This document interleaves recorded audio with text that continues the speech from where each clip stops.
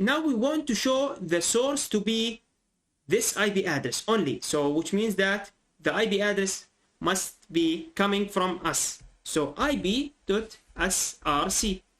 as simple as that. So ib.src equal, now put the IP address, which is, in my case, here it is.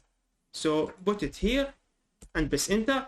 You can see that from here, the tab source, you can see all of the buckets have this IP address, which means it starts capturing this bucket. The same thing for the destination. It will be ib.dst, okay, equal, don't forget to put a space here and put the IP address. So the destination will be like this. So as you can see, all of the destination has the same IP that we put inside the filter.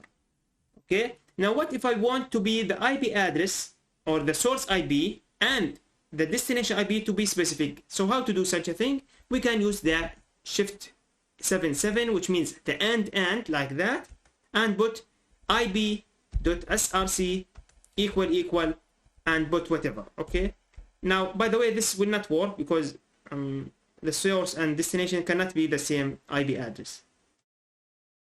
Anyway, let's put one in our case and this will work. Okay, so and, or you can put here or shift backslash, which is this one.